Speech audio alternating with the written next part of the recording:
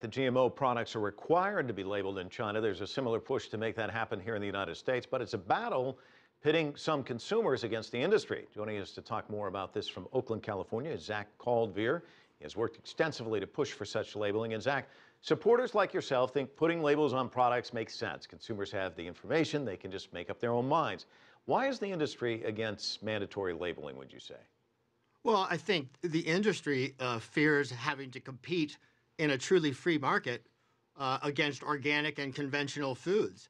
I mean, we've seen what happened in Europe since they installed labeling back in around 1997, and the amount of genetically modified foods now in their stores has dropped to 7%. Because when people have a choice between food that's grown organically or at least conventionally and not created in some laboratory and then doused with a toxic herbicide made by corporations with a long history of endangering the public and polluting the environment and deceiving the public, for that matter, they're going to choose organic foods and conventional foods. So these industries fear that more than anything, and that's why they will spend and say anything they can to keep that label away. Zack, let me just put it to you another way. If you start requiring labels on products, where's the limit? I mean, what about crossbreeding of different types of tomatoes, for instance? Where do you actually draw the line?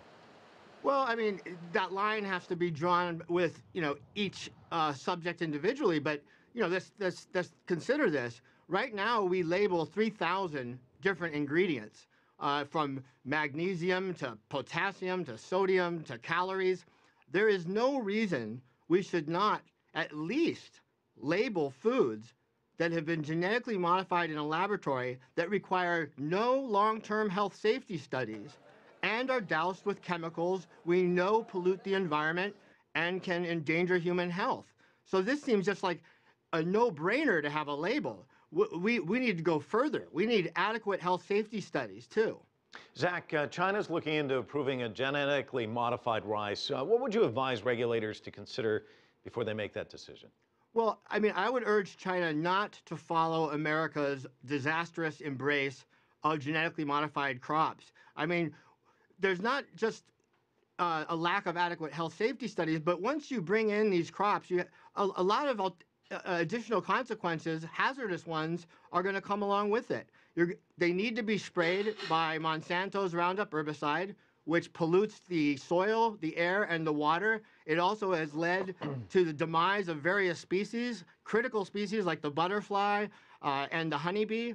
It also contaminates the fields and crops of farmers that want nothing to do with genetically modified crops. And it also can make it difficult for some farmers to export these crops because more and more countries do not want to import genetically modified foods. Zack Kaldveer joining us from Northern California. Thank you so much.